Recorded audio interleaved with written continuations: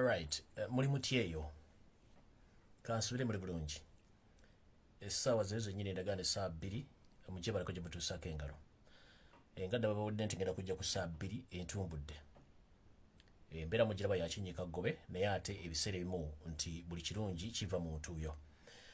Saagala saategedde saawulidde gamba munno nti ntuuse. So buli mwategeeze munne nti omukulu atuuse. Njagala n'abantu abawerako tubeere ku vidiyo eno tunnyonnyoke ebinnyonnyoko ebyalema abannyonnyosa okunnyonnyoka ebinnyonnyoko kubanga buli kimu kyetaaga okunnyonnyoka n'okitegeera. Ya mwanguwe mwanguwe njagala bawulira biki bye mwagala okuwulira kubanga ndooza kye mbadde mulinda okuwulira. So mutegeeze bannammwe nti omukulu atuuse nga mutandika congratulations Robert Kyagulanyi Sentamu. Ffe tukimanyako olutwakawangudde buli kimu twakikoze embeera egenda mu maaso mugiraba ngenda bategeeza ebintu ebitasoboka mu Uganda nti Uganda zabbu nga sigga omusima. Bulijjo batugamba bulijjo tubaga Uganda zabbu nga sigga omusima nga muloza tusaaga. So kati Uganda mugitegere nti zabbu naye nga sigga okola ki sigga omusima. So eyakatuuka nkulamusiza nnyo nange wendi wano mbalinze bwangwe tugende mu maaso tutandike ensonga zino ng'obudde bukyali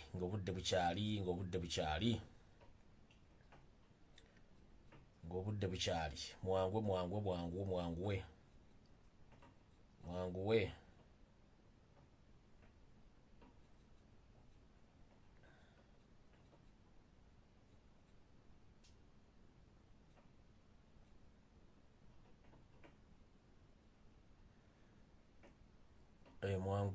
mwanguwe tugende ku kintu ekirala.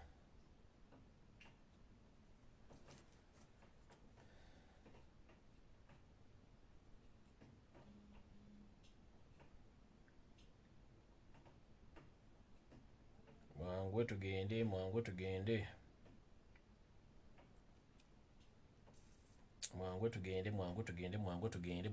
mbalinze.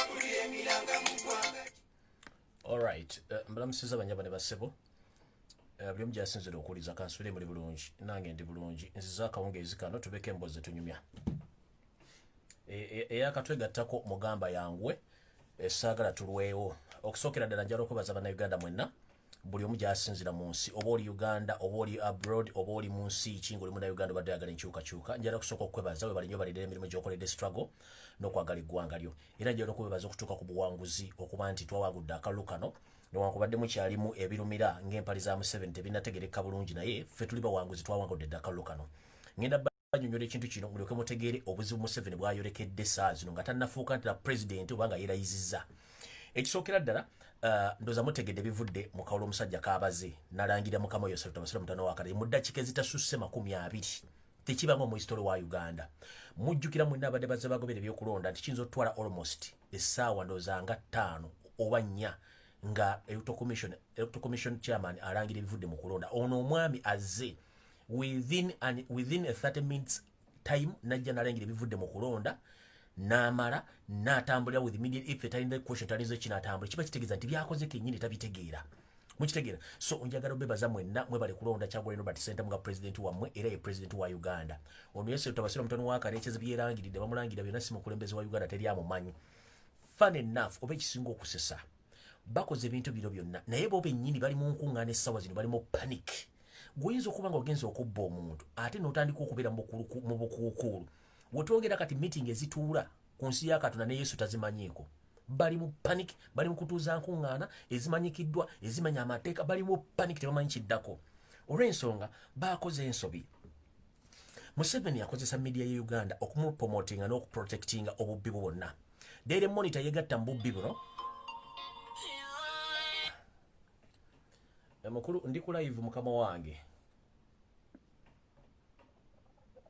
Ndi ku live.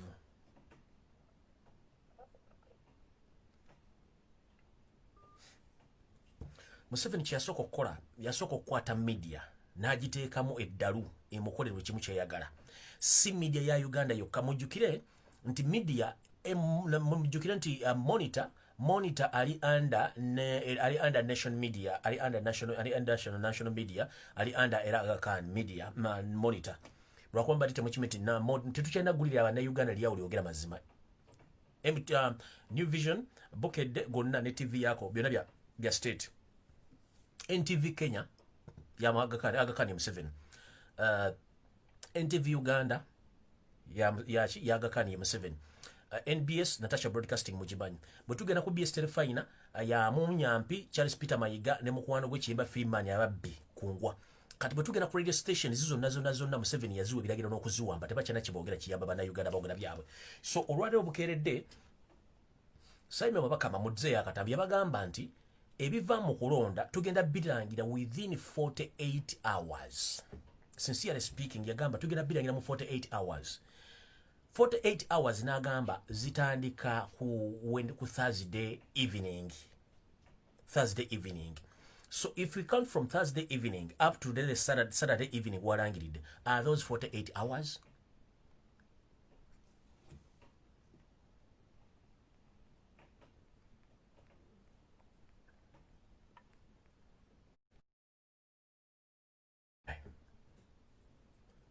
Ezo z'essaawa 48 eziyalina okulangiriramu kitegeeza baamuforcinze nga bibalemeredde. Kati sijja balwisaayo njala bawa amawulire ag'essanyu. Amawulire ag'essanyu galuwa? The all international community worldwide bamanyi Robert Kyagulanyi Ssentamu ye president elect owa Uganda. Yosef Tabasira mutano wakale kiziyerangiridde. Nemba mulabe international media companies CNN, BBC bawandiiseeko nti dictator Yoweri Museveni afunye ekisanja eky'omukaaga naye akifunye mu kubba obululu n'okutulugunya okubadde okujjudde mu kulonda okwa leero. Kati kiba kitegeeza what a precedence gy'oseetinze nti weetaddeko ku kifuba mu kisanja eky'omukaaga nenga okulonda kujjudde fraud, kujjudde violence, kujjudde okusiba abantu n'okutta abantu. Eyo tayita ebadde ku mutimbagano gw'ensi yonna okuli BBC, CNN n'amawulire amalala. Okitega electoral fraud, violence and what? Nenga yewadde ekisanja eky'omukaaga. Bwe maze obyogera kati nabagamba ni Museveni akosa media yo ko protecting atya. Monitor ng'olupapula luli mu national media company. National media company mwe muli national na NTV Uganda, mwe muli NTV Kenya, debi company lebiri omwo byonna banenyinisire bawe. So mwali temusuubirayo company egenda kuwa Robert Kyagulanyi Ssentamu attention kwogera mawulire matuufu. Era n'abayogedde mawulire matuufu bali mabosi babasibye. Kati wetwogerera essaawa zino Museveni yakutte Daily Monitor n'agigamba ewandike article egamba nti European Union yasindise delegation yayo eyakkiriza okwetaba butereevu mu kalulu era ne basindika omuyaayo mu Italy eyazza okukola speech on behalf of EU. Najja n'akola speech bano bonna babasasudde bafere. Bonna bafere baba sasudde bafere baje bakole speech era omwami mulaba nga yambadde alimo gundi abadde babenga mbegali backup ya UN oyo ya EU oyo si musajja wa EU kati monitor bwe yatadde ekipapu yatadde article negant EU na yesindise delegation era bali ready okobserving obulu buno but fun enough bali byamukambwa amaze okugamba nti agenda kulangira obulu mu 48 hours nabulangira within 26 hours kiba kitegeeza bali mu panic ya wagulu okola ki okujja okuteekawo ebintu bitakwatagana ekyo bwe kiba kiwedde EU yennyini evuddeyo negamba nti ffe tetunaba kusindika muntu yenna observer kweta mu kalulu ka Uganda eyo goal esooka era temusobola giwona kiba kitegeeza we still congratulate Robert Kyagulanyi Ssentamu as a new elected president of Republic of Uganda. EU egambye ffe tetunnasindikako observer yenna kweta mu kalulu ka Uganda kuba twakavaamu dda mukitegedde EU yegambye tebiriimu kati njagala babude tulina East African Community East African Community tenda wandika kiragiro kiwandiko kyonna kikongratulatinga Museveni ekyo tukimaze African Union yoke nyini ba celebrities abali mu Africa abali mu Europe basinga obungi bagambye nti ffe buli muntu yena agenda okuva nga wagira Yoweri Museveni bwe yawangudde oba ogenze against the human rights as recognized mu nsi yonna Museveni si president wa Uganda yetaddeko obweteezi kubanga ali mu kutta bantu yeremeze ku buyinza bwe tugenze ku mawanga amanene gonna mu nsi yonna tewali muntu n'omu yakongratulate nze yose tabasira mutono wa Karekezi nti awangudde obukulembeze teri America yo yabagambirawo de wano tituli mu kalulu kano kubanga tumaye mwakoze obuvuyo buli kimu mwakikola so as we speak right now ensi bwe ziba zimbala okulonda ekigamba ekiyitano mukulembeze yawangudde abakulembeze batandika okuyuzayiza mukwano gwabwe but unfortunately as we speak now essaawa ziri bbiri obulwabulangidde essaawa nga mukaaga awo musanvu tuwadizi musanvu tewali yavuddeyo ga nti congratulation Museveni teri kubanga they don't like him bamukowadda kitegeeza ki Kyagulanyi is the president of Republic of Uganda well known worldwide yawangudde akalulu kino kitulazaawa bwebanga EU ekubye Museveni omuggo tagenda kukwata ssente kugula EU kiragaluddawa okumanya bana abasajja babbi njagala mumpulirize nnyo Museveni yagenza okulaba nga ebintu byonna biva mu kulonda bamukubye flat olwokuba nti yaleeta baladisi bakyusa obululu etteeka liri bwe liti njala ddi basomera lisoma bwe liti nti Electoral Commission boss Simon babakama ne banne tebateekeddwa kulangirira bululu bwonna buvudde mu district yonna nga ba agent baabo abeesimye nga ba president tebannafuna ku results ezo zikkiriziganyako nti ntuufu ba si ntuufu Simon babakama bamusabye results zonna eziva buli district yagannyo ziwa ba agent oba bannamateeka baba candidate ba Robert Kyagulanyi Ssentamu yo weda results zebamuweereza bano ba agent bamu nga tuwe ku results ezo tuzitunemu nga takkiriza results zonna obedda asomazize nga zonna ziri doctored kitegeeza nti bye basomye byonna biri wabweru w'amateeka era tebikkirizibwa kati bagenza okulaba nga percentage nga baze bagifuula okuva waggulu yadde mu 63 nejja nekka ne bagissa ne bagibalansinga netuuka mu 100 kigibalansinga mutuuka mu 100 mukimanyi no abasajja bibalemye kati njagala bagamba officially results bye bakama byasomye si the results ezabadde mu pure elections zitubadde nazo no those are forged results replacing akalulu akaliwo mu 2016 akawatadde Kiza Besigye ne Yose Lutabasira mutano wa Karekezi ebuluzu bwe twakubye bonna babadde tebasobola bubalansinga kwekudda ne ba doctoringa results eza 2016 ze basomye olwaleero ziri z'abalimi okubalansinga period z'abalimi okubalansinga mugende mutunulye bulungi results za 2016 ezalutandikano Kiza Besigye neza Museveni mwetegereze muzetegereze bulungi muzira bulungi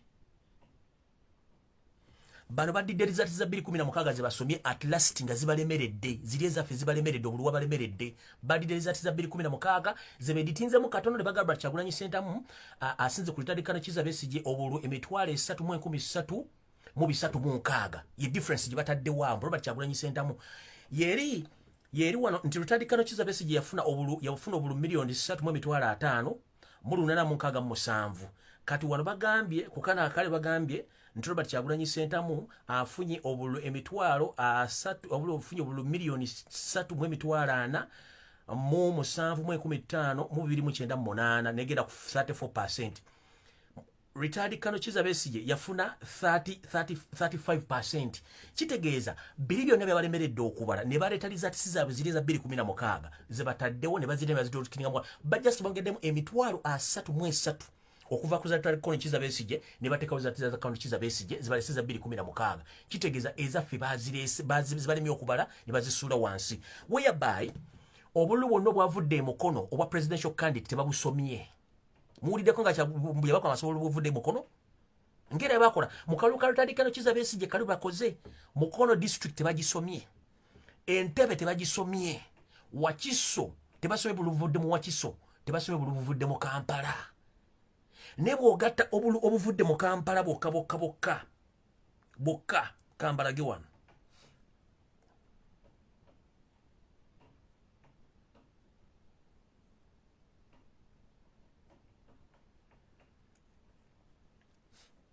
ndoza figa ziri ku simu yange eri bw'obala obululu obuvudde mu Kampala bonna Kampala district byose Robert Kyagulanyi Ssentamu yafunye 75% ku result zonna ezikunganyizibwa mu Kampala ez'Emukono zinazo mpitirivu kati babaze tetusobola kugatta bulu buvudde Mukono buvudde Entebbe Wakiso Kampala Museveni asigala nga president bade tebajjasobola bibalansinga kwe kuddira ne baddira obulu bonna ne babuteeka ebbali oba mu feri kyabagende mu letero za 2016 zibakyusizaamu katono just a trick ne bakyusamu katono nnyo ne bongerako Robert Kyagulanyi Ssentamu emitwalo 33,36 zibongedde mu Robert Kyagulanyi Ssentamu okuva ku Kano Kiza Besigye kitegeeza results zaffe zonna zetwafunye tebazisomye so that means bakozesa degree ya 2016 okulangira yose tebasima mutano wakale kitegeeza ki bakoze shortcut okubba obulu buno tujja kubwagala kubanga tulina buli ekyetaagisa obujulizi tubulina tulina declaration forms wezi tulina buli kimu tukifunye so mbabuulya international community eganye okurecognize issues musabasira mutamu wakale kizibaga n'omukurecognizinga n'omukugratulatinga kitegeeza Museveni ali mbuzibu jonga bwe nabagambye omusajja ono okumulwanyisa tetujja kukwata mundu batukole ki no kuba president wetwogerera ali makage musibireyo muganda fezaake ali ku kitanda mu ddwaliro ensambya akyafuna obujjanjabi okusinzira ku bice mutuuseka kawungezi kalero ne embeera ye eri wadde kongo mu byomweru wadde abambagezizaako mubika ne embeera ye eri wadde kongo mu byomweru njala mumme mwenna abantu bawagira zaake nti embeera eri wadde kongo mu byomweru so abadde bamubise bambi n'olulamubikanga naye nga gyali mulamu bulungi nnyo lwakuba nti afunye obukosefu bw'amaanyi nnyo honorable zaake gyali akyali mu ddwaliro naye ng'afuna obujjanjabi naye nga tayisiddwa bulungi nnyo ekyo njagadde obbagamba kati njala bagamba kiri bwe kiti tulina kye tuyita economic war ffe bannayuganda ffe tulina ogikola without finance Museveni tasobola kurunninga gavumenti ye even 6 months from now nkiddamu without finance Museveni tasobola kurunninga gavumenti ye for 6 months from now one bamemba parliament beyeretera mu government abayitirivu ennyo n'abajja ku 452 n'abatwala mbamemba parliament 6 tasobola basatisfyinga ba minister bonna bali mu government ya Museveni ne ba RDC ne ministry zonna tasobola dissatisfyinga nga talina sente secondly a revenue authority ekola obita ina sente thirdly a bank of Uganda a bankrupt ina sente kitegeeza ki economy wazi Museveni tulina omulwanyisa n'avaako before it's too late nga ne system endala zitambula kitegeeza ki tulina okutandika economic war against yose lutabayisibwa mutano wakale kyezi one mulina okuwandiikira ku lending banks zonna abantu bali mu nsi ezisingako obungi nga mugamba buli muntu yenna awola gavumenti ya Museveni ogiwola mu bumenyi bw'amateeka kubanga si ye president ekisooka ekyokubiri mulina okuwandiikira embassies zonna eziri mu nsi yonna muzigambe zirina okudismantlinga oba to disown yose tubasibwa mutano wakale kyezi even to issue visas to government officials awanene bakowali mugende mu World Bank International Monetary Fund muziwandikire buli kimu mugende mu American Parliament mubulire buli kimu tandika okuwandika buli kimu bo officials bonna bwe yabadde mu campaign enyigira mu kuba abantu n'okubba bulu bonna mbateekeko embago bonna musoke mbasibire waka babeere nga tewali agenda kukola ssente mukitegede bulungi ekyo tuyita financial kye tuyita economic war bwe tudda ku economic war eri ku local grounds one mulina okuavoidinga akedi z'abasajja bona kuba babajja ssente zonna zemusasula mu renti mu akedi zaazo zezigenda obbatawaanya so buli muntu nabagamba dda mujje ebintu mu akedi zaabwe muziralekere nga nkalu temugenda mu supermarket zaabwe temulinya baasi zaabwe mufune means endala za transport okitegeera mubakube ekintu kye tuyita omuggo temuddamu oggula maduuka gaabwe temuddamu oggula kubeera mu akedi zaabwe ne restaurant zaabwe muziveemu mafulati gammwe gaveemu dde buli omwana onye wagenda okujja kati essaawa zino ssaawa yabba kuba mbooko ya nsimbi mukitegedde ekyo bwe tukimala then tugenda kukola ekirala ekyo tukimaze ekyokubiri njagala buli muntu yena gyali obeere mwetegefu ku kiki ekiddako okulangira Museveni nti awangudde ng'awangudde mbubbi mwetegekere ekiddako kyensobola obbagamba kyokka so kati ekiddako njagala boy information mugenda kutya njagala mu information eno mugitambuze bulungi nnyo njagala buli muntu agiwulire bulungi nnyo tuleke tukole ekiddako wano ntandise kati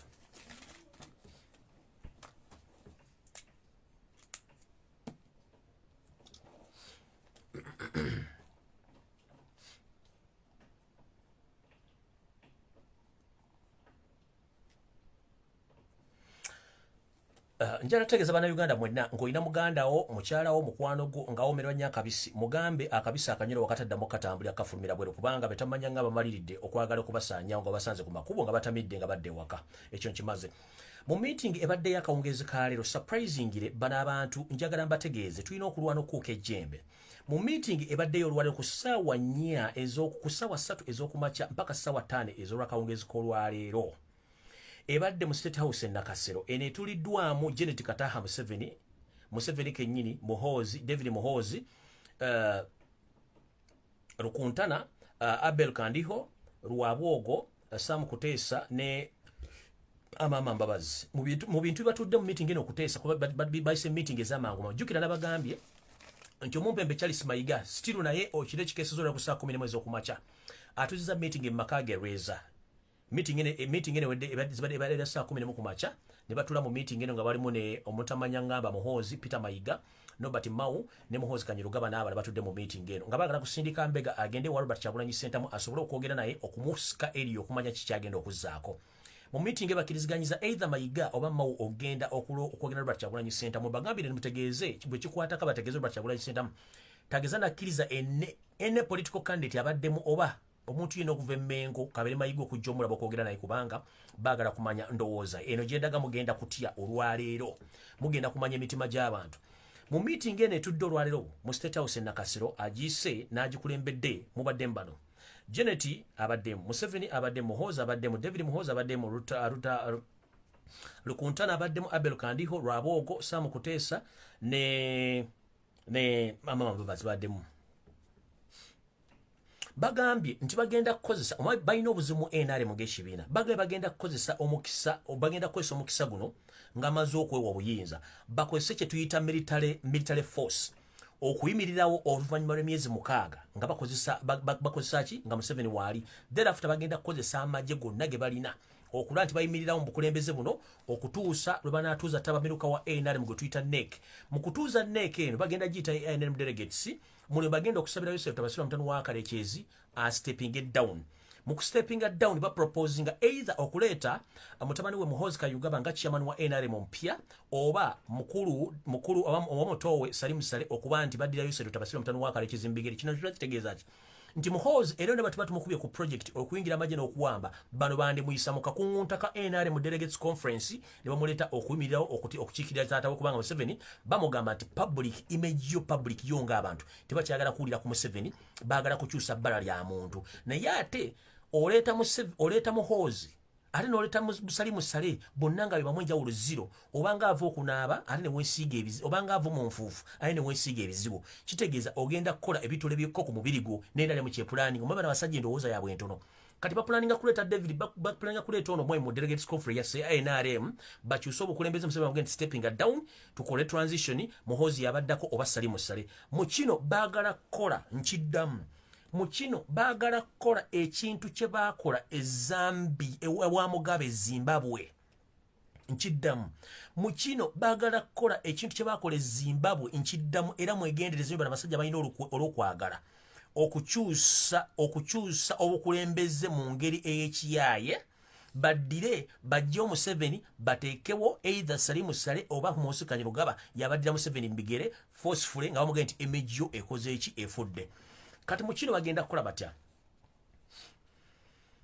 abamu bagambye nti okusinziira ku mbeera egenda maaso omwana bayinza omugaana at least Salimu Sale yabajja takinga over nga chairman w'ekibiina with the time bajja mufuula president in the process bo batwale kubanga amanyi amagye ate yamanyi ebintu bya famire ebengeri bagenda bekomu yensonga lwaki baforcinga Museveni okukola ki okujja bwemaliriza mu meeting eyo Yosef Tabasira mutano wa Kalekezi naye mukana bagamba please nina ebintu bijagala okumaliriza at least mumpe emyaka emeka emyaka 2 mumpe emyaka 2 gino ngenda kusobola okuimplementinga programs enzeni na main programs z'ettaka jukira nzembaga balina programu yettaka nga mwetimulowooza nti mbasagisa Museveni Salimu ne First Family gye balina abantu balinga mukaaga balina mission ey'okuwamba ettaka lya Uganda lyonna balitwale balyeddize in which category or in which way baagala kufuula ettaka mu Uganda lyonna nga lya gavumenti nga si lya bwannannyini n'oba olina ekyapa ng'omala biseera oba tokyalina ttaka abali ebungereza mukimanyi ettaka lyani abali mu Amerika mukimanyi ettaka lyani abali Netherlands ludda wana gye muli ettaka lyani ettaka lya gavumenti whereby nti Museveni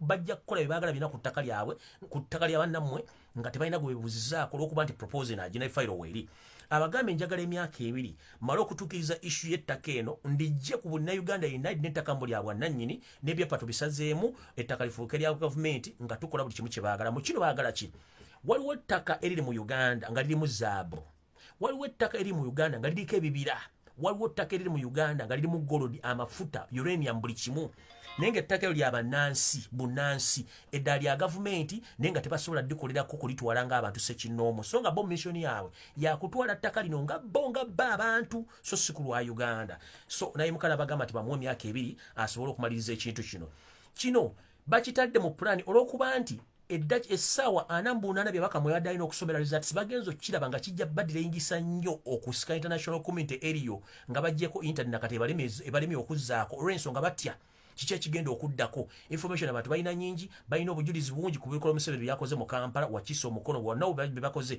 ne results zijja fuluma kati bakoze ne bagabya bakama essaawa 8 zisale kubanga babakama abadde alina okulangira akulembedde oba wangudde olunaku lw'enkya so si leero olw'omukaaga naye akikoze leero tugenze maaso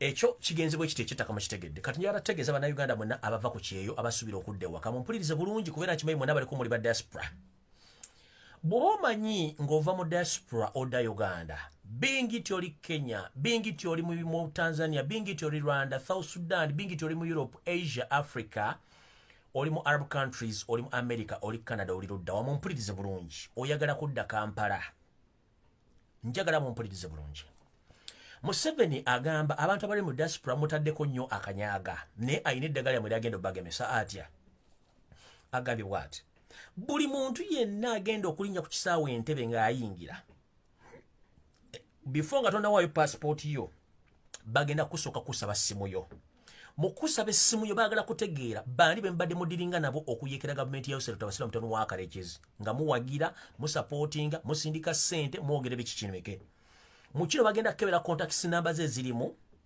tu bagenda kebera messages zo normal messages tu bagenda kebera WhatsApp messages bagenda kebera Facebook bagenda kebera buli kimu kebere messenger bagikebere nti bagikebere kasita basanga mu kyonna ekyefaananyiriza nti obadde wagira people power oba nope bagenda kukwata bakutwale bakubuzeewo oyinza obutaddamu okulabika ye information gyensobola obbawa kati njala bagamba bwe bati okuwagira tekuva mu okuwagira tekwetaaga kuteekwetimba maaso nti owagira nnyo Robert Kyagulanyi Center mu message yino njagala buli muntu asuubira okudde waka olwaleero enkya oba luli ng'obadde wagira nope nga tokola ngaffe bwe twogera bajja faces zaffe naye ng'owagira nkusaba from now olwaleero bw'oba togenda kuddaka stay continue pushing bw'oba ogenda kuddaka kola ebintu bino wammanga 1 ja contact z'abantu bonna bomanyi nti obadde olingana mu byobufuzi e Kampala zijjemu secondly WhatsApp yo giwe delete each and everything secondly genda mu Facebook messenger deleting oba gen installing mutego messenger empya nga temuli kintu kiri political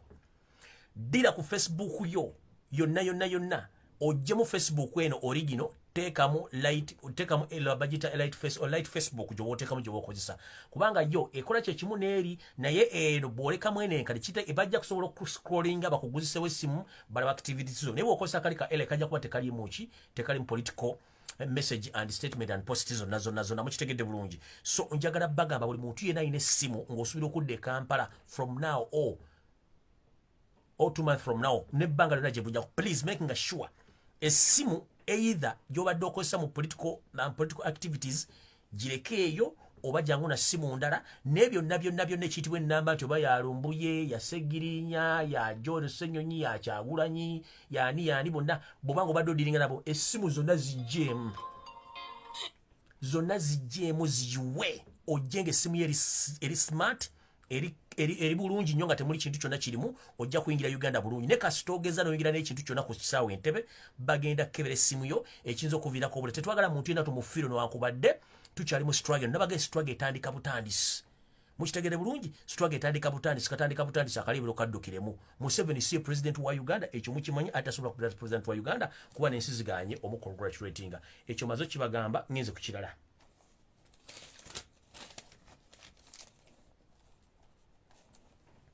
Eno message njagala egende mwenna abantu abali ebongereza manyi muli bawandiisi bulungi nnyo n'abantu mwenna abali mu Europe njagala bategeeza nti omwami gwe bayita Archbishop Sentamu owe York mu Bungereza ono muganda wa Pastor Robert Kayanja asumba ekanisa Miracle Center mwali mu Lubaga bano nno ba Luganda nga baga nti abooluganda bita tebikoonagana bano abantu ba Luganda ate buli omu wagira munne Robert Kayanja muwagizi wa NRM era yakunza abantu abasinga obungi abalokole obutalonda Robert Kyagulanyi Sentamu nga legenesi Robert Kyagulanyi Sentamu kyokka nga omwami ono yalina ebizibu bye nga okulyanga abaana babingi ebisiyaga n'okubatta n'okubba ensimbi z'omuwa omusolo ng'azikosa n'amataka bwe yasooka okuzimba ennyumba ku bitundu by'Entebbe nga nabwo sigage omwami ono Bishop Sentamu owe York amyuka alinga nga Ssaabalabizi wa Uganda Katinoli Ssaabalabizi w'e Bungereza owe York yamyuka Ssaabalabizi w'e Bungereza mu kanisa ya Bungereza ya Protestant omwami ono Sentamu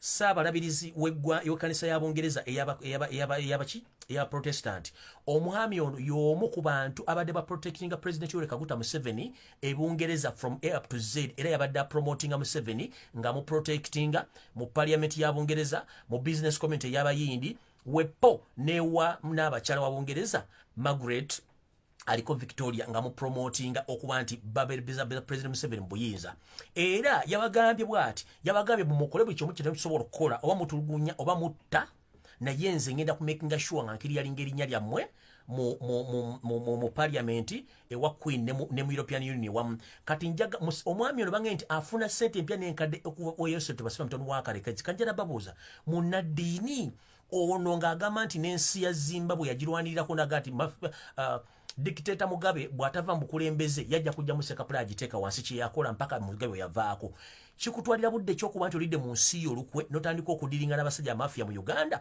otandika okuba nti okulaga ne Museveni atta abantu ng'oli Bishop Mulamba owe York njagala mutandika okuwandiikira Church of England mugitegeeze nti omusajja gwediringa naye oyo ne mugande mubuulire church ya Bungereza ebikolobero Museveni byakoze Sentamu lwaki yeetaba mu byabufuzi bya Uganda ng'ate bali mu kutta bantu kikyatalaba omwami ono kyenfuliddeko nti afuna ensimbi empya n'enkadde okuva Yosef Tebasira Mutonu wa Kalekezi okumuprotectinga n'okukola ebikolobero bye okuba nti Bungereza tenyega Museveni kutabayisirwa mukitegedde bulungi so njala bategeeza muwandiike mutegeeze church ya Bungereza ne ba activists ne ba human rights activity nti omwami ono Sentamu muganda wa Kayanja ali mu direct contact ne Museveni ng'awagira ebikolo by'okutulugunya abantu ebyokubatta ng'alemezaako Yosef Tebasira Mutonu wa Kalekezi ono akolagana ne ba parliament abali mu parliament ya Bungereza akolagana ne Indian community ababba ssente za Uganda ne bakola business mu Bungereza nga bayita Museveni n'abayindi bonna basinga obungi abadduka mu Uganda nga Museveni akyabalina mu contact ze bano abantu bonna abadduka ku mulembe gwa Amini Museveni akolagana n'omwami okuba nga baddiringa okukola business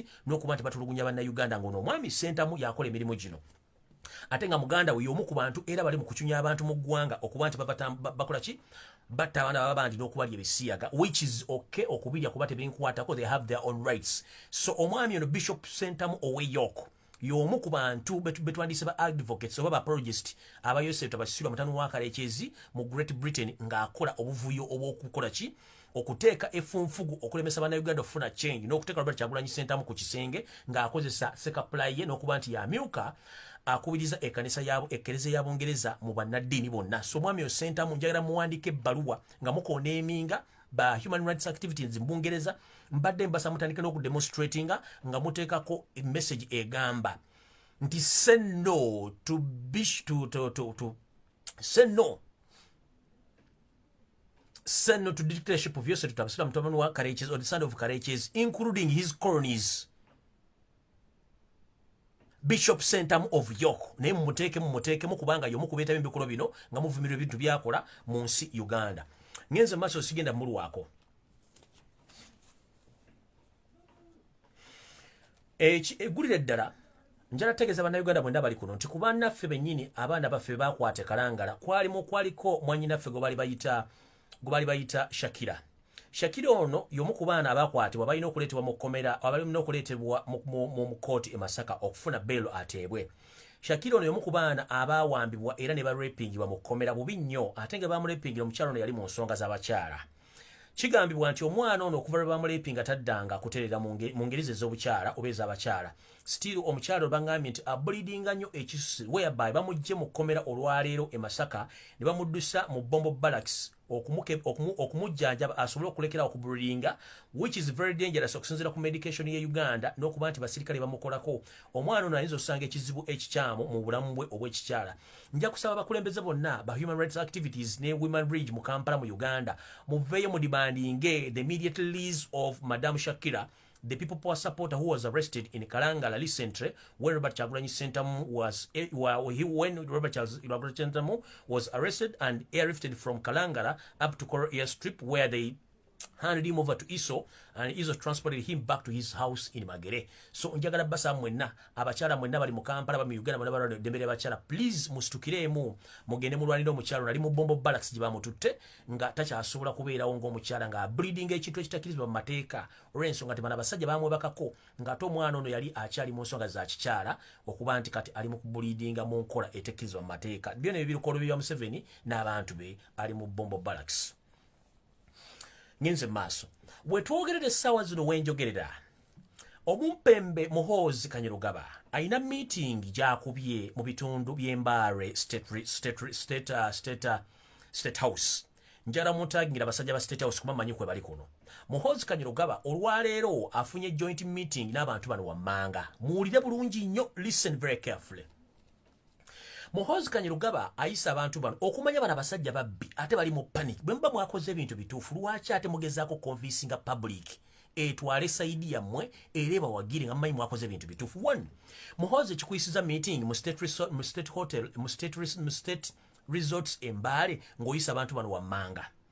Ayise bakandeti bonna Museveni bye yeeteeramu omunaana abayise basinkane mu State House Embale.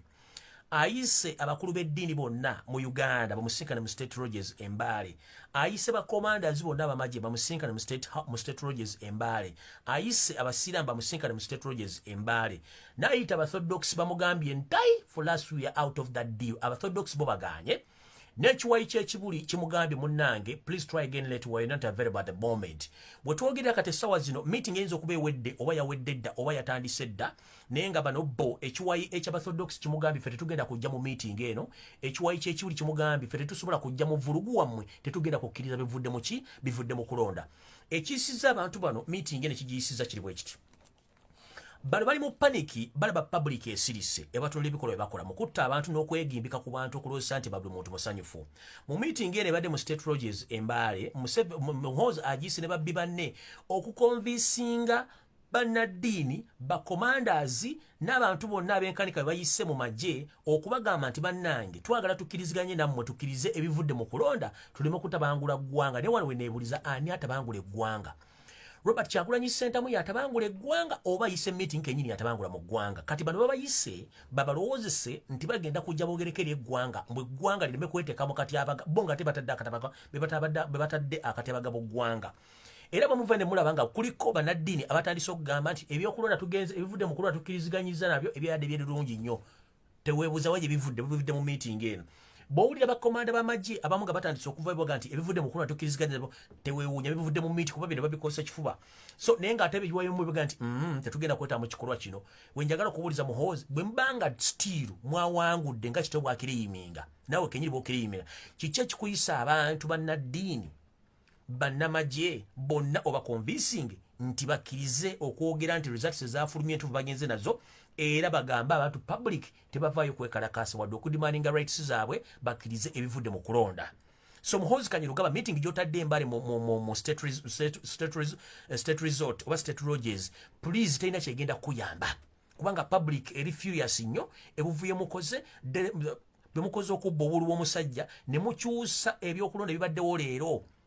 Results mwene musoma results za 2016 nga mutaddemu akantu katono nnyo bwe kati nga mukyuza emitwalo 33 mu 1316 ze mukyusizaamu ku results za lutandikano Kizza Besigye ne mwongezamu katono kubanga ziri zibalemeredde okubalansinga oli n'abasomera ddiru tumanyi mujje results za lutandikano Kizza Besigye ne za Museveni za 2016 zemba mukolamu edit katono nnyo mufulumize eggwanga mudde mwetegereze results exact bwe zito bwe ziri kuba zino zibalimi okubalansinga.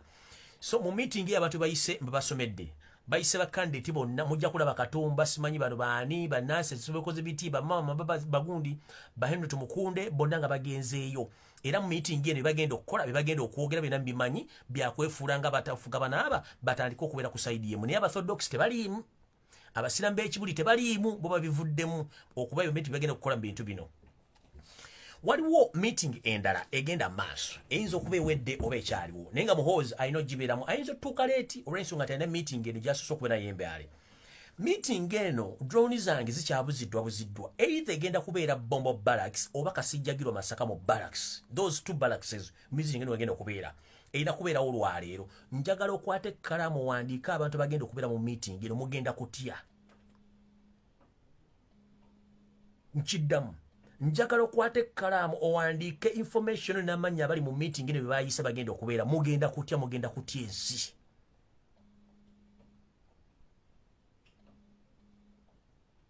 Ngenda kusoma video eno meeting ebigenda okubeera mu meeting n'abagenda ogibeeramu naye saagala mukaabe era saagala mutye.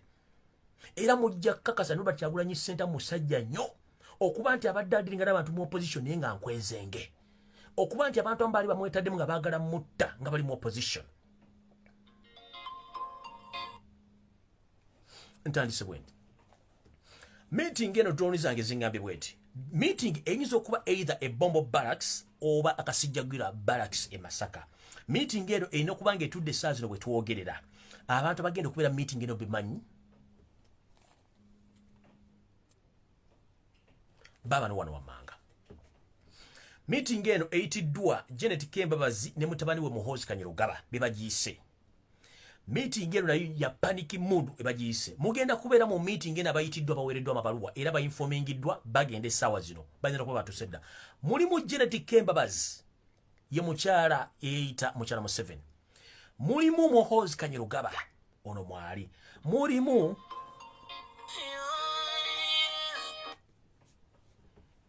Ankola musiza na ndowooza wandikubyeko ddako kuba nkyali ku live sebo oba nnyama. Owulidde sebo?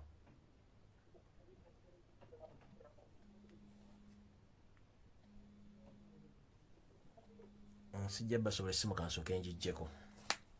Lwenjo basobola bano mbageme.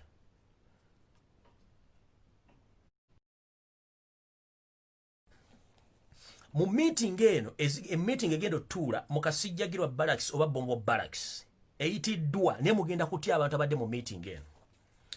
Meeting eno mulimu Janet Kataha Museveni yagiise ne mutabani we Muhoozi Kanyerugaba. Mulimu retired Colonel Kizza Besigye in attendance mwali mu meeting eno bamuyise. Mulimu Elias Lukwago eyita meya wa Kampala in attendance bamuyise. Mulimu Munyagwa Mugatibwa Bata eyawanguddwa naye mwali mu meeting ene baluwa yagifunye era yatuuse dda. Mulimu Dr. Stella Nyanzi mu meeting eno mwali. Mulimu omwami gwe nabagambye HB Matovu Land Dealer. Mulimu Muhammad Nsereko n'abalala be batampadde mannya kusinziira ku drone zange amannya geerabyeko. Mumpulira bulungi. Meeting eno basindikidde abantu ambaluwa gabayita bonna ba state operatives ne ba agent abali bakamu refugees mu opposition. Mumpuliriza bulungi nnyo muwandika amanya gano. Mulimu Janet Kembabazi Kajiyita mutabani we Muhoozi Kanyerugaba. Retired Colonel Kizza Besigye mwali. Mulimu Elias Lukwago meya. Mulimu Munyagwa Mugatibwa Bata mwali. Mulimu Dr. Stella Nyanzi. Mulimu HB Matovu Properties oyo asangibwa Wandegeya Nensereko Muhammad n'abalala drone betasobodde kusoma kusinziira ku papula drone zesomyeko biba bantu batendize meeting eno. Mu meeting ene kigiyisizza kwe kusala entotto engeri gye bagenda okwandolingamu pressure eri mu community 1, engeri gye bagenda okwandolingamu Kyagulanyi 2, engeri gye bagenda okwandolingamu campaign zo wa meya kubanga babagambye by all means do or die baagala nga Elias Lukwago azze ku bwa meya.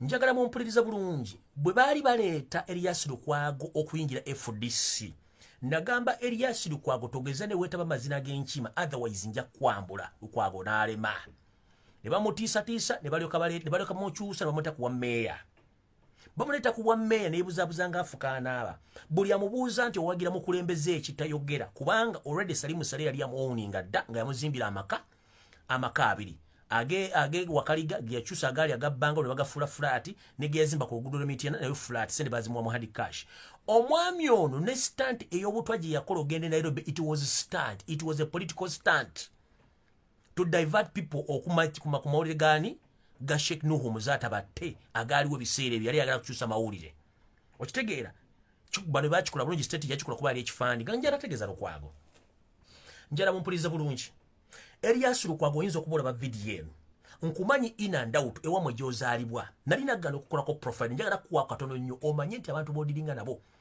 bakukozesa bukozesa against your fellow Ugandans the end of the day bagenda bakujjawo batya Elias Lukwago kino ensi njagala ensonyiwe kankyogere nali nkisirikidde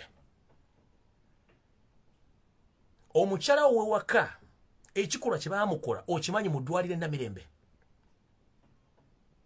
buwali okyali pure political activist ng'okyali mu DP ekikolwa kye baakola mu kazungu agenza okuzaala omwana Namirembe okimanyi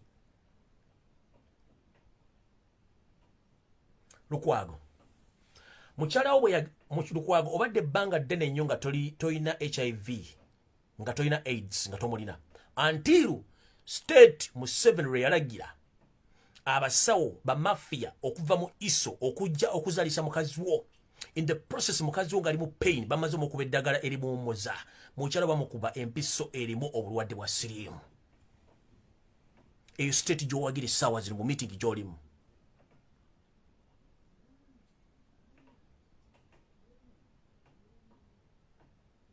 Does the world knows that information?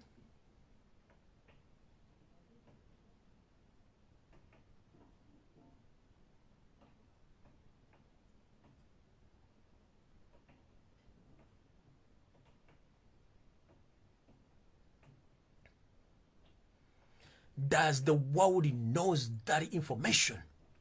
Ng'okyali political activists ng'okyali mu DP Lukwago Museveni ekikolwa kiyakola okimanyi gw'osupporting essaawa zino mukazi we yagenda okuzaala Namirembe basindika abasirikale ba isu ne bayingira mu ddwaliro Namirembe nga bambadde ng'abasirikale bambadde ng'abasawo ne bakuba omukyala omusaayi gw'obulwadde obwa siriimu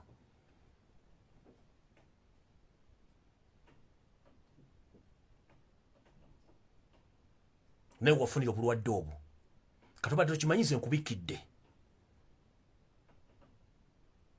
ng'omumpembe Charles Peter Mayiga bawagira gavumenti y'oyesero tebasula mutabani wa Karekizi ng'atusunikirako ebinnyo ng'agiwagira nga takimanyi nti mukulu we omwana yasooka okuva mu nda ya nnyina bwe bayoka ku bbeere erimu Professor Nanziri yali akola emirimu gye ku University Makerere abasajja ba Fronasa nga bakulembera yosero abasajja mutabani wa Karekizi bamusanga ne bamwambira ku ssematendekere Makerere ne bamutwala bamusalaasala pieces bamusalako n'omutwe Dr. Nanziri Professor Nanziri bamusala oyo yali mukulu wa Charles Peter Mayiga ye gavumenti gye basaavinga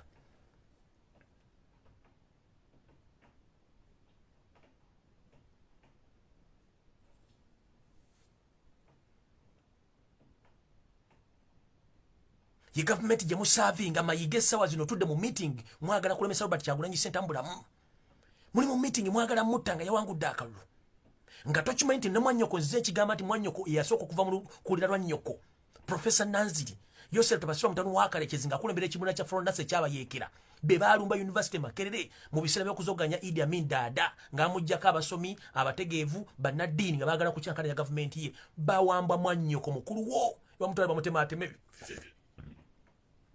ne bamutema ebifiifi ne bamutwale bamusuula gye bamusuula kati Museveni gw'owaana essaawa zino gw'okolera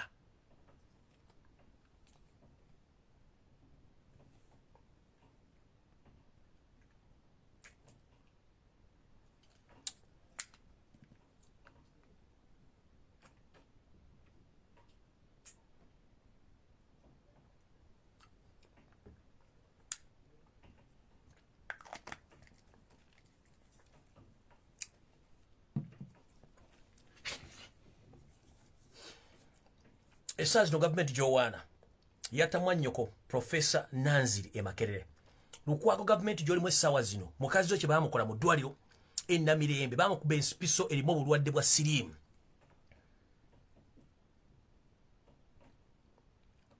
As we speak right now, mukyala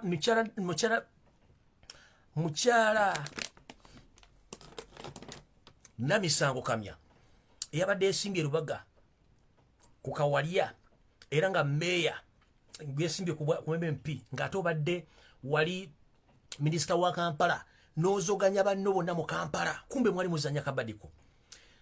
Mukyala Bet Namisango Kamya baawo baali bamuyita Spencer Turuyomwe. Spencer Turuyomwe Yosef Tabasira mutanu wa Karekezi still yamukuba otwa n'amutta. Nze musobera abantu bagenda mu NRM nga mutemayiru koliza musajja oyo. Musavinga sitani yabakola ebikolobero. By all means, Spencer Turuyomwe baawo eyali bwa mukyala Bet Kamya. Museveni kenyini yamuwa obutwa n'amutta n'amugjawo. Omukazi najja n'empumumpu yajja waga Museveni oye yasuka mu fudisiko buzabuza jakoze federal adjustment for federal ya sajasi ni kebinyo bajja boga Museveni oye yamaliriza akola atya. Nze ndewunya abantu abayina empumumpu enkalu. You support Museveni nga history wakulaga no musajja abakola David Kolobero. Right now bayise mu meeting mugenda kusala ntoto na ngeri yakulage je muyiza mu Bachagulanyi center magezi. Muno mulimu Abaganda, mulimu Abagwira. In fact ulira Retired Colonel Kizza Besigye guno omuzanya gulimu yamu ku bantu omusanvu abasalira we gwanga publicly. Let me mention this. Retired Colonel Kizza Besigye, the former political commissar of NRA and NRM, is among the 7 people in the Republic of Uganda who decided the political future of Uganda and the economic future of Uganda. But he's good at camouflaging in the opposition as if we know him as a political leader. But he's a camouflager who had been camouflaging almost for 30 years. Including 2021, he had been camouflaging that he's in opposition while he's just pretending to be supporting opposition. These people are very dangerous. They are good at camouflaging. For 25 years or 35 years, retired Colonel Kizza Besigye, he had been camouflaging, pretending to be that he's on the side of people, but at night he moves with stealing government properties, stealing taxpayers' money, misusing taxpayers' money, whereby his son, his only son, answer him. Asomera masomera ge beimosiona. Mukazi we, I know mulimo gwa Oxford gwabera mu gwa ofusasula. Tava ku nnyonyi. Buli kimwa kikola bali kusenza mu amusolo. Awo no sigenda kulwa mutegedde. Mu meeting eno mwe bagenda okulongolo chiratinga mukulu Lukwago mu meeting eno olwokuba nti yomu kubali mu meeting eri blocking Bachagulanyi center mu okwatendinga campaigns mu Kampala nga bamutuma n'okuteeka emisango mu court nga awakanya electoral commission lwaki yali eganye opposition kuba campaign mu kibuga. Kumbe yali delaying tactics ng'olwa muwadde sente state muwadde sente kuteeka emisango mu court mu mpulize bulungi Lukwago eno kesi jateekayo mu court nga wakanya to commission obutakuba obutawaza to commission obutakiza okuba lukungana mu opposition mu Kampala yali stand bali muwadde center atekeyo omusango badilengise okuwulira era wabula wulenda ku nga 2 omusango bagamba nti electoral commission omusange gwangudde era tebakirizibwa kubukusinzira ku mateeka ganyiriza COVID-19 kumbe kali kabadi nga state yetaddeyo misango gino n'emisango gyonna Lukwago jazaawoza mu court ku opposition gyonna gibera stand stage managed gino emisango Lukwago mbega mu nyampi kati Lukwago oyagala kumanya kye bayita omuntu omukoowu mu Kampala Lukwago togenda kulya ku kalulu kwa bwa meya ne oba opama kukokowe obitrains opposition obitrains Baganda banno obitrains Uganda ngate Museveni mission ya kujjawo kintu kitwa ttaka lya bannannyini tugenda kukkiriza bitu byefu mu Kampala kuonooneka nga tulina basajja abawumba tuutu abatasobola kusalirawo ggwanga bakubuuza ni gwagira kuba president n'osirika kumbe okimanyi muli mu deal muwagirayo setu wasala ntomu wa Karekezi kati kuno mugenda kutegeera mu Uganda yani.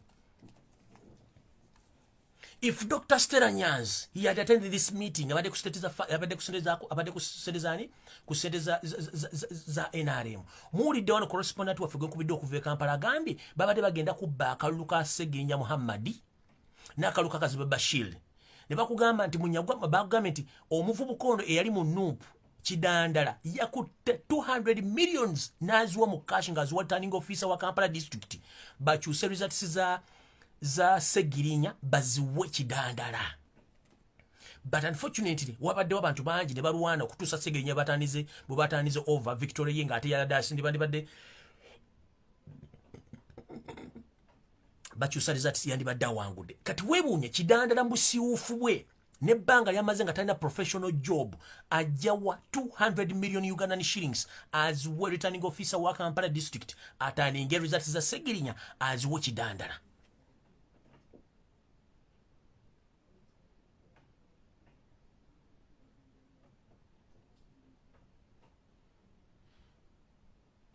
Kidandala omusiwuufu nga sole yengatto nakata hadi cash 200 million mazwa returning officer wa Kampala wakyuse results za Sseggirinya in favor of Kidandala ne zigana mitusede bazirya.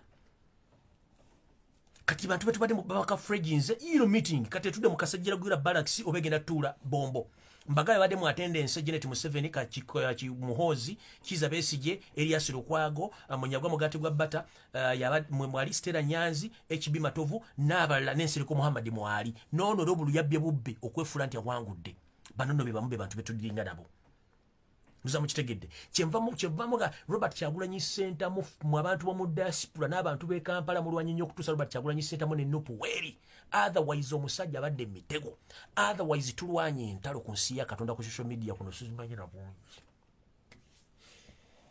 entalo zemulwanye ku social media sizimanyira bungi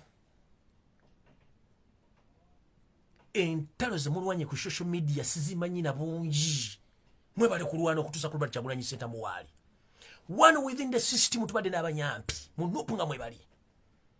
At this crucial moment, you don't see anyone talking about Robert Kyagulanyi Center apart from we on social media. Others are just quiet. There are some crucial figures in Nupu who are quiet, comfortable, quiet. They don't talk, they don't air anything. They will get very quiet. Nowhere to be seen. Right now, you say to Basilo Mtani Wakari, Bandi Bade Bata court injunction.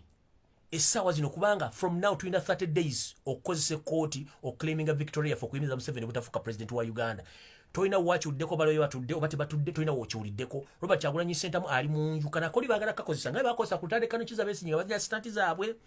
Jukira bali bamanana okubba forms ne bagenda bazibba forms ku kitebe kya FDC kumbe kabadika kati bano olokuba fete tuina tale center eri mitala wa mayanja ate confirm results zonne ziriwo kubanga tugenda sikosa mu court chovola ati bumulaga ntwagambi ti Museveni okuba yagala net commission tubalete bana Uganda milioni 10 ezamu Robert Kyagulanyi Center mu buli omajja kujja ne results ziyalonza ku polling center temuine omugenda tudda temulina omugenda tudda milioni 10 tugenda kujja nazo buli muntu munda Uganda jene results zo ziyalonze ku polling station mutubulire Simon byamatako byabakama wajjewa information jiwasomedde gwanga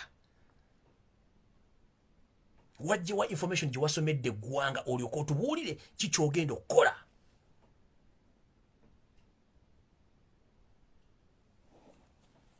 ngenze maaso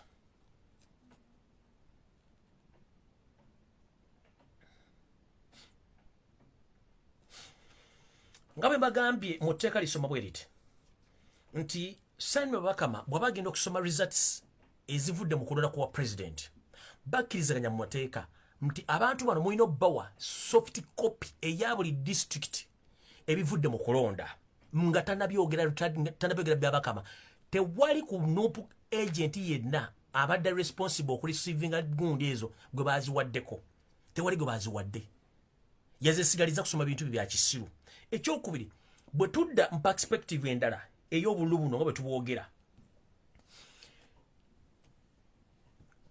mujjukire omusajja Kiggundu yali asoma ebyava mu kulonda mu kalulu ka 2016 byatwala almost 6 hours ng'asoma nti district gundi mu sub county gundi ku parish gundi Museveni yafunye obulubwe buti Kiza Besigye yafunye obulubwe buti nasoma ebintu okuva ku parish gundi n'agenda pako district nasoma ebivudde mu kulonda.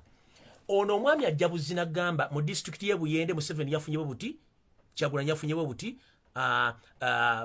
gundi yafunye buti kati njala kubuuza etteeka bali baligamba Simon Bakama to elaborate all the electoral results from the parish up to the district. Gwe nosoma busomenti mu district ye Kampala Museveni yafunye mu bulu emitwalo 5 Kyagulanyi yafunye emitwalo 10 nga tomaze kuwanjuluza emitwalo 10 gino givudde ludda wa kitegeeza results zonna ze mulina nfu etteeka liri clear tosobola kujja buzinoga nti district mukono ti Museveni yafunye obulu emitwalo 2 Kyagulanyi yafunye omutwalo 18 how you need to elaborate how from which polling station parish level this sub county and district atele teka ligamba nti you are not supposed to announce those results at the headquarter or to the National Tally Center before you give those results to the agent of the candidate on the district level before you announce those results. If I may ask Mr. Simon Bakama, did one of any NUP agent receive those results from each and every district you mentioned in Uganda? No. So who is fooling who? That means you are messing with the wrong people. Tugenda backward ama mujja kumanya. Ekyo ngenze maaso. Ekyokubiri. Bwoba tosobola kubuulira bantu obuluje buvudde bumeka bwe bafunyeeyo. Ekyokubiri. Tosobolera kulaga bantu physical figures engeri gye bazirambuluddemu mu musobe biso bitu bya mu bya kiyayi nembirere mu kuba figures zammwe. Kacyovola nti munja kusobola kukuba bantu bano kubanga bagezi nnyo okusinga nga mwe mulowooza. Njagala kuba encouraging abagambe bwenti. Buli muntu kikkakatako okwebereramu. Ekyokubiri, ekyokukola buli muntu akimanyi. Omugenzi Nelson Malikizera Mandela we South Africa. Abakabbulu bwe bali bamusibidde mu kkomera okumala emyaka 27 plus olw'okulwana eddembe ly'abaddugavu mu South Africa. Mandela talina gwe yalekanga mugambye nti kola kino ABCD. No. Buli muntu yalina obuvunaanyizibwa omukkakatako nga munnansi okulwanira eggwanga lye. Nabwe ekityo kikkakatako munnayuganda yenna w'oli okulwanirira akalulu mu ngeri yonna esoboka okulaba nti batuddiza Victoria yaffe. 1. Robert Kyagulanyi Center mbamuggyeko media. 2. Ennyumba ye elisiludi. 4. Bano ababi bategeka okukwata banupu candidate bonna abayiseemu ku mitendera gy'obwami bwa parliament. Obatekamu nkomyo nobody disqualifying singa bawuleko information nti bagenda kweta mu kikola kyonna ekyokulagira abantu okwekalakaasa. Kati gwe munnayuganda ali eyo obudde butuuse tusooke tulinde obulu obugenda okuva mu U-vote kubanga ffe tulina returning center eya U-vote egenda otubuulira kiki ekibadde kigenda okuva mu kulonda kwennyini kubanga tukyalina chance eya U-vote otuwa the proper information and results than these of Simon Babakama. So it is your corresponding corrective responsibility to wait patiently to get the results from the U-vote nga zitandise okuflowinga kubanga information yonna bagifunye bagigathalinze. Yensonga lwaki tewali international organization yonna yali recognize yose tutabasita mutano wa Karegezi. EU muganye muga nti tetwale mu kalulu kano. African Union ekyaganye. Neighboring countries zonna zigambye ffe tetunategeerako byavudde mu kulunda kuba tubitegedde. Okujjako company eri mu kusirwa eya national media eya NTV Kenya. Eyo yo mugimanyi bulungi ya Museveni ng'akolagane gahagakaani. Ne bajournalist bambonna. Mule bulungi nnyo abakozi ba TV zonna abawereddwa amabaasa aga hard cash olw'omulimu gwe baakoze okuspreadinga false information n'okudoctoringa results ze baasomye nga tebasobola ziteeka kuzibuulira abantu tezavudde luddawa. Njagala babuulira NTV, NBS, BBS Telefina. If you want to prove these results to the public, that these results are genuine, you have to announce each and every district by beginning on each and every polling station, from polling station to parish, from parish to sub-county, from sub-county to district. But for you, with your empty drums, empty drums, you came out with doctored results from Hose Kanyirugaba through Kim Kalisa, you came with your empty head. You started broadcasting doctored results without even elaborating or telling the public that according to this parish, which polling station A to B, Museveni got this, Kyagulanyi got this. Mwebaba wagaye bugambi, Museveni yafunye 63 ne mugiteeka waawo. Luck enough.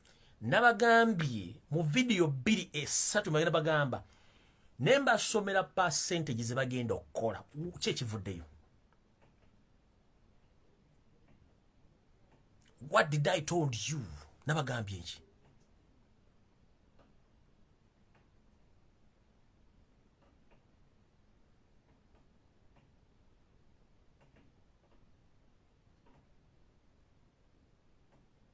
nabagambye ki nabulidde percentage bagenda okuwa Museveni kubanga bino ebintu balina results zino 4 months back nga bazirina twagenda okuyingira mu race nga batero Kyagulanyi sentamu ne batandika okudoctoringa results era bwe zibalemye ezaabo oligiro badidde buddizo nabagamba no tetuwestinga time mukwate results za 2016 zemba mukyusa mu just mu twistinge mu katono bwe kati mujje muteekeyo era kye bakoze abatabaddewo nga ntandika results za Rutandikano Kizza Besigye eza 2016 kanzi basomero wano mutegeere mujja tegerana n'asajja babbi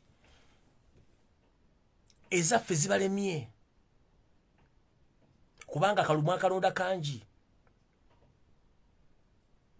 nze nabagayo nabawulira results ze bagenda okwogereramu nembaga tegenda kusukka figezo nabaga bagenda kubeera mu 53 nembaga bayinzo kyusa bongede mu just 5 digits nebagenda mu 58 nembaga bagenda genda mu 61 bakyusa mu negenda mu 63 ng'okugenda mu 68 kyale kijja bazzi buwalira nnyo ne bagitwala mu 60 what ne bagitwala mu 63 ne bakyusa mu 69 ne bagamba ne mu 53 ne bagyongeza mu 5 okuva ku exactly what figures ne bagamba ne bagisa mpaka mu 58 kubanga mu 50 bateka mu 53 kaso kembalaga wano results za 2016 mukakase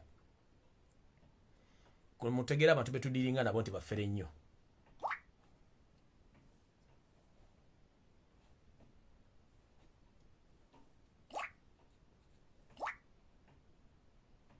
aminiti mulindeo katono nnyo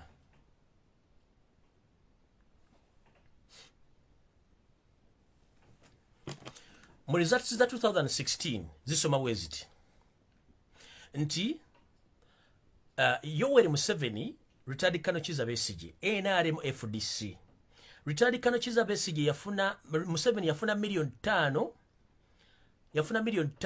mu emitwalo 9 mu 7 mu 10 mu 8 mu 7 mu 2 be bantu be yafuna oyo Museveni Rutandikano Kizza Besigye nafuna milioni 3 mu emitwalo 5 mu 8 mu 6 mu 9 mu 7 oyo Rutandikano Kizza Besigye wano ku mitwalo 5 milioni 5 mu emitwalo 9 mu 7 mu 10 mu 8 mu 7 mu 2 Museveni bamuwa ebitundu 6 n'obutonyeze 6 mu 2 je tuyita percentage yafuna Rutandikano Kizza Besigye bwe yafuna emilioni 3 mu emitwalo 5 mu 8 mu 6 mu 9 mu 7 bamuwa percentage ya bitundu 3.5 n'akatonyeze 6 mu kamu percentage bamuwa 2016 mumpulize bulungi kati tugenze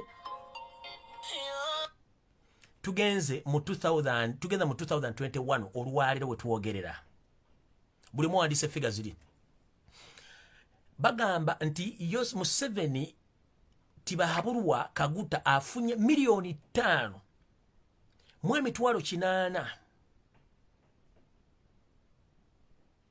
mu 5 afunye milioni 5 mu emitwalo 8 mu 5 mu 10 mu 3 mu 7 nabanga afunye ebitundu 5 mu 8 eyo NTV Kenya bwesoma ne ate bagifuulize ne bagitedana waspaku 58 wane bakugamba nti Kyagulanyi Robert Sentamu afunye milioni 3 mu emitwalo 4 mu 7 mu 15 mu 2 mu 9 mu 8 ne bakugamba nti afunye percentage ya bitundu 3 mu 4 mu obutuntundu 9 mu 3 ye percentage bakoze oyo gwe tuyita results zibakyusizaamu katono nnyo ziringa zibalemye okuwandiika kati bw'otunulira results ezisembi okufuluma wano njagala okubuuliza omumpembe mukulu muddidde abantu bano ne bawa percentage eno mugambye nti Katumba afunye obululu emitwalo 3 mu 14 mu 258 mu kkooti singa banaakutuma declaration form za Katumba nga ziwerako abantu omutwalo gumu nze mujjanga ne mu kimomotwe gwange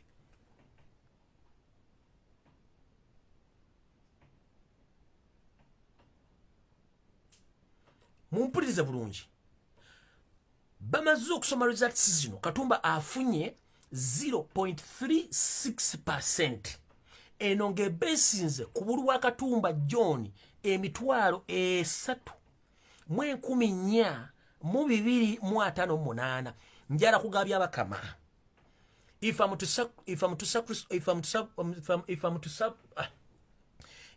sacrifice myself or my head, njagala mundete declaration forms ezakatumba oye nga kuliko even omutwalo gumu gw'abantu gwe yafunye mu Uganda yonna. Owe mitwalo egy'abantu nga katumba yagifunye. Nvuddaawo ne mugenda ku musajja gwe bayita Fred Mwesigye omulokole gwe mwereetera nga yafunye emitwalo 2,336 ne mumuwa 0.25%. Njagala musajja gwe byabakama otuleetere declaration forms za musajja mukulu ono Fred Mwesigwa atakubibadde campaign eziwere 10 mu Uganda ng'afunye emitwalo 2,336 abantu. Declaration forms zirete mu kooti. Tugenze ku William Mayambala ono mugambe nti afunye omutwalo gumu 2,884 n'afuna obutundutundu afunye 0.14%. njagala byabakama olete declaration forms mu court ngono musajja William Mayambala ng'afunye omutwalo gumu 2,884 ogw'abalonzi. Nyenze kubazeeko tugenze ku mukyala Nancy Kalembe zino mujja zireeta. Nancy Kalembe atakubibadde campaign eziwera district 20 eza Uganda oba 3. Mugambye Nancy Kalembe afunye emitwalo 3,15 mu 1,003 ne mumuwa 0.37%. njagala sebo bakama ojje mu court otuleetere declaration forms n'abazisayininzeeko nga Nancy Kalembe afunye emitwalo 3.5 egy'abalonzi. Nga declaration forms zino mpandiike nga ziri ku polling station muzirete mu court. Tugenze ku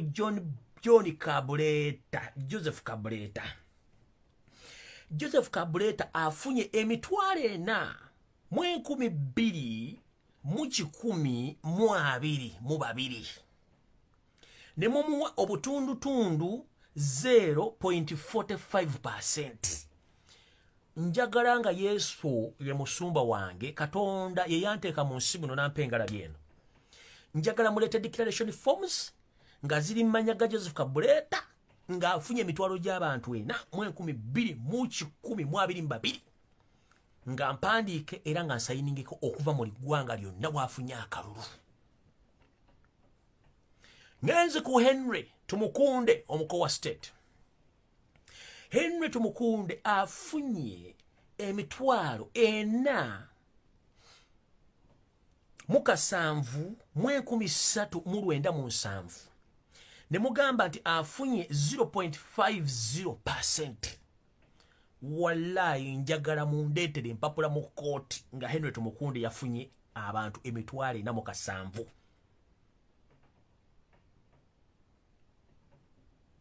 mu 397 mubalete. Tugenze womumpembe Nobati Mau mugambye nti yafunye emitwalo 5,169 ne mumuwa obutundu 0.55%. njagala mulete declaration forms zezo nga zasayiningirwa ba agent ba Mau. Ne tugenda ku Grigore Mugisha muntu ne mugamba nti afunye emitwalo 6,12 ne mumuwa obutundu 0.66%. njagala mulete declaration zezo muki mu court muziteke wao. Ne tugenda ku Patrick Amoriat gwe tuyita Poa ne mugamba nti omumpembe ono afunye emitwalo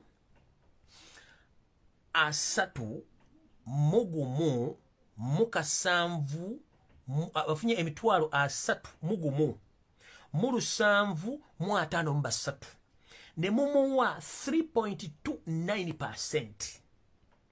okitegeera bwe tugenza ku Robert Kyagulanyi Center ne mugamba nti afunye milioni 3 mu emitwalo 2,600,339 ne mumuwa 34.55%.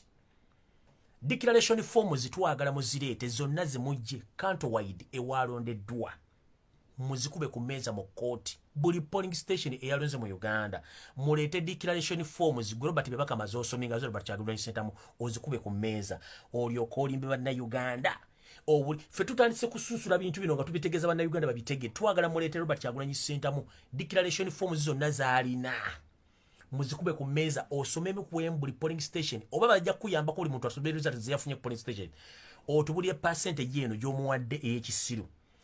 Results ze tulina ziraga Robert Kyagulanyi Ssentamu alina 73% eziri ku vote. Tugenze kumumpa mbeso tubasira ntono wakalechezi.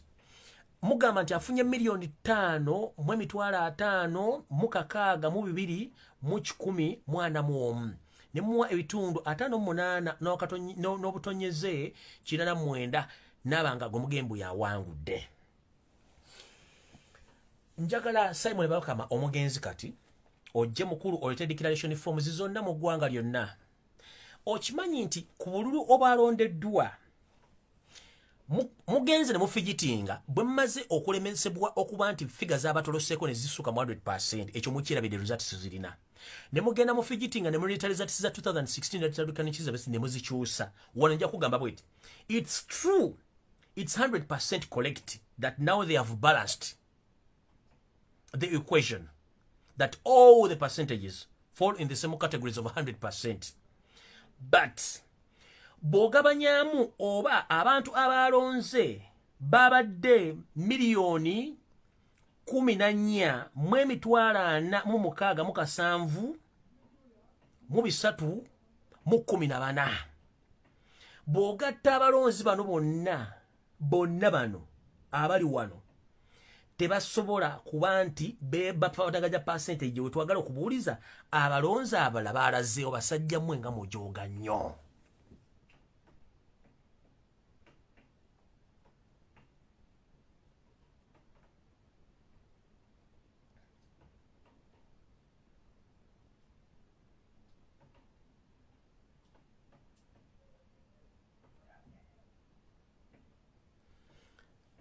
Kwata calculator yo.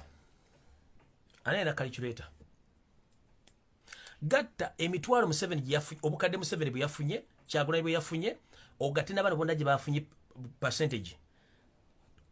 Kamba gattiremu wano nga sinnava ku mpewo muyoke mukakasire bana abasajja okusoma okubala kwabalema nze ngenda kubibagattira no bulungi nnyo mubiwulire. Nawe buli alina ekkalamu wandiika awo twagala tuvaano nga tunnyonnyose bana abasajja gwe bajja okubba ajja kubeera mwannyinaawe.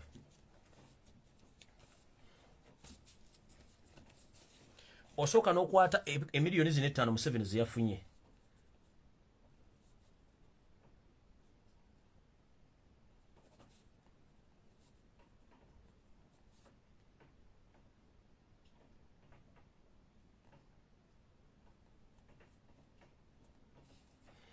N'ogatta Kyagulanyi ze yafunye.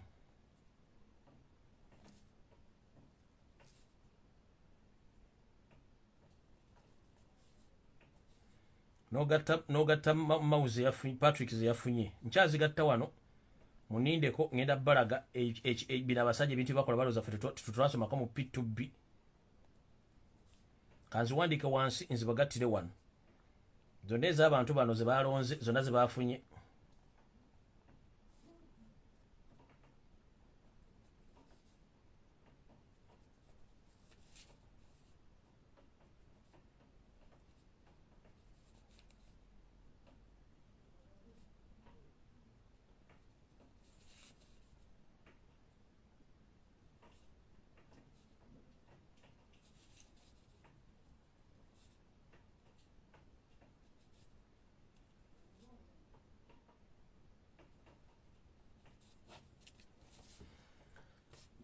Kati wano wandiika nti tulina miliyoni 14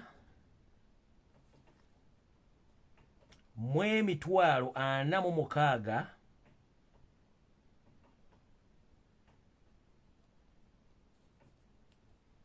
mu kasanvu mu 13 oba mu kasanvu mu 1314 ze miliyoni eziri collective ezalonze. Kati njagala gatta figures zino ku calculator yange wano mbabuulire abantu ababuzeemu ono yabaka amajja tubulya jjajja obulu bonna ntandise na bwa Yosefu tabasira mutano wa Kaleke zitandise bwendi yafunye 55 yafunye 562 oyo Museveni plus 326309 plus 310753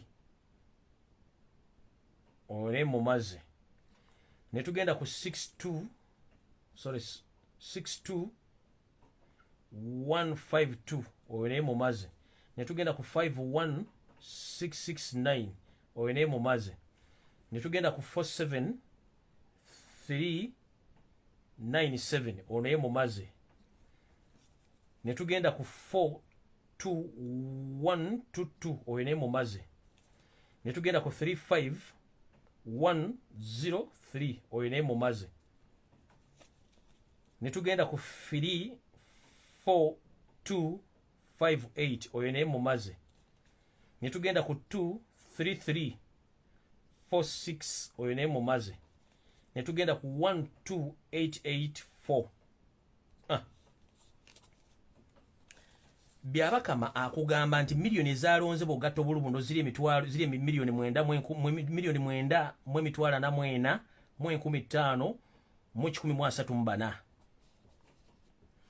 eyo ye figure oba musobola giraba simera musobola giraba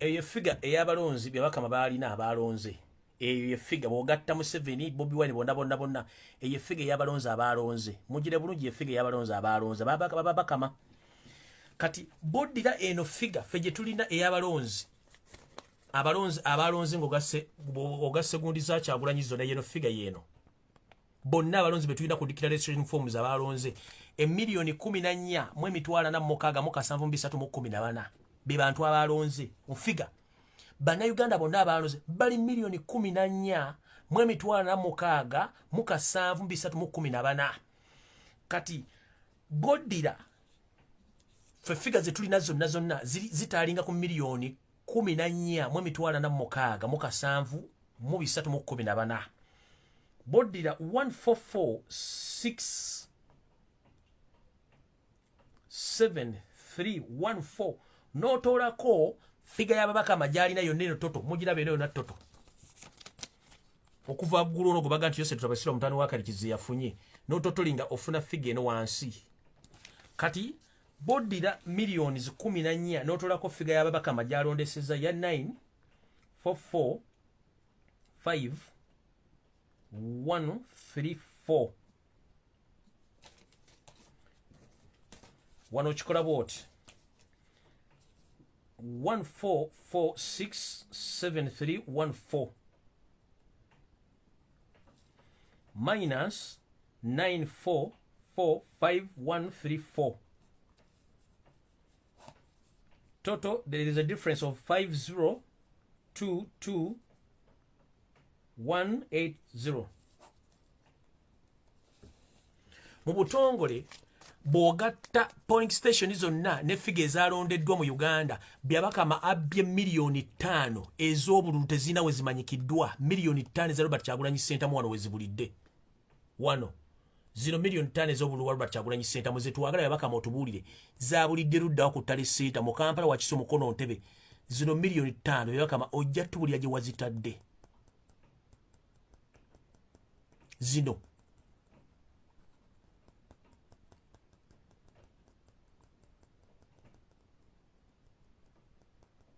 kitegeza byabakama mu fojjala yo bakoze bogatta figa nga bozira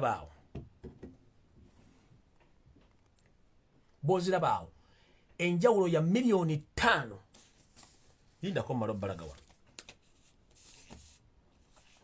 enjawulo ya milioni 5 mu emitwalo 22 milioni 5 mwe mitwalo 2 mwe 12,118 bwe bulwa Kyagulanyi Ssentamu byabakama bwe yabuziza twagala declaration forms eza milioni 5 ng'ozituwa ku mmeeza.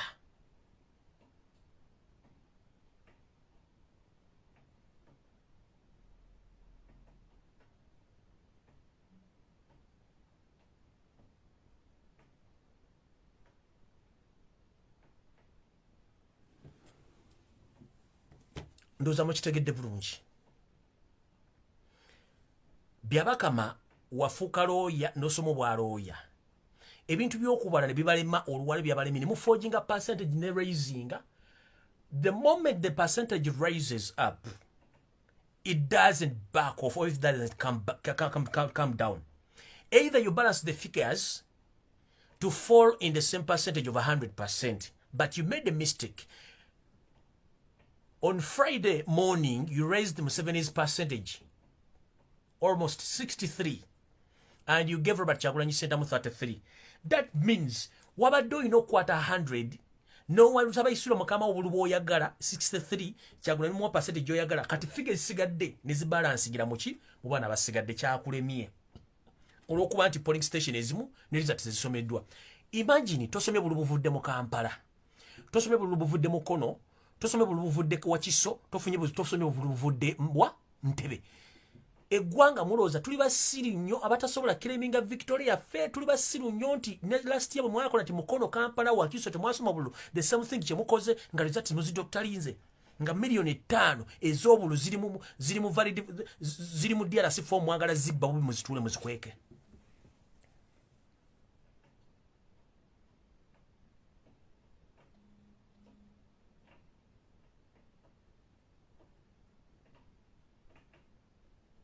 Nobbo bulu milioni 5 mbuganyo busoma.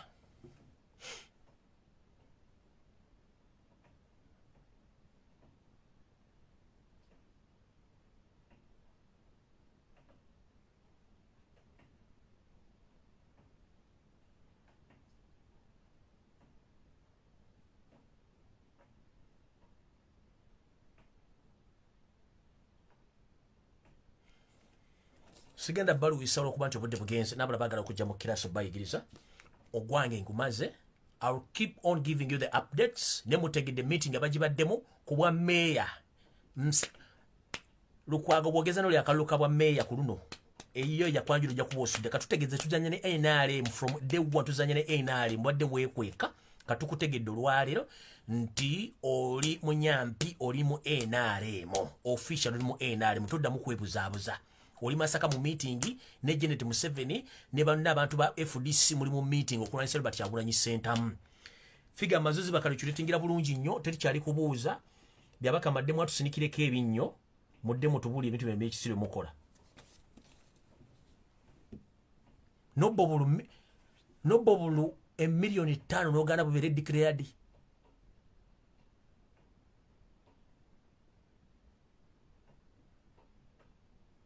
Obbi obulu bobanga ogati wabbe bulu wachi ogana okusako internet.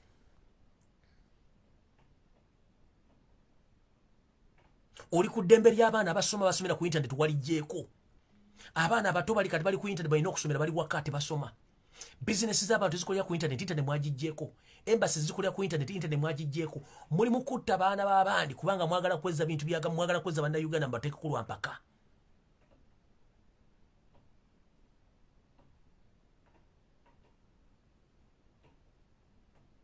No, Oriaga counting what help us, please.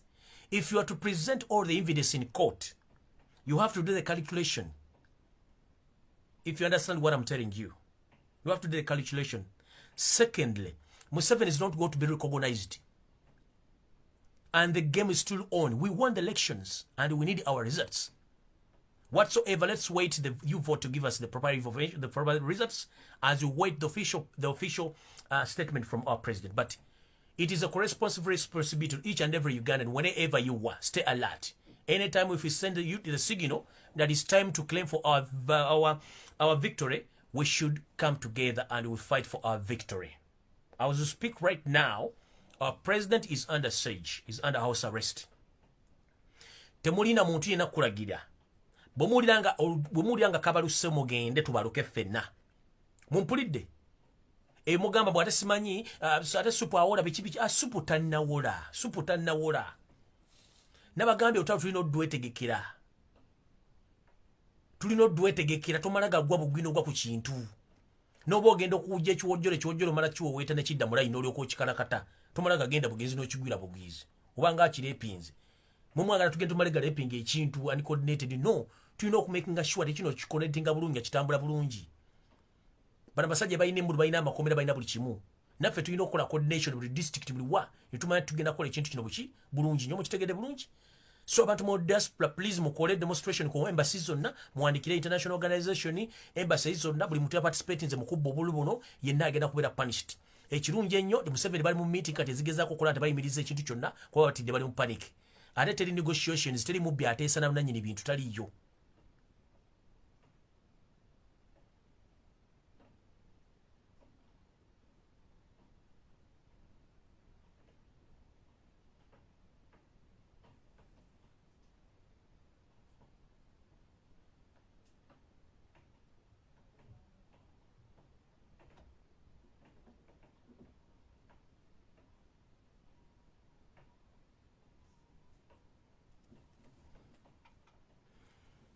so njagala basibula mukama 13 mpeera nze nkitadde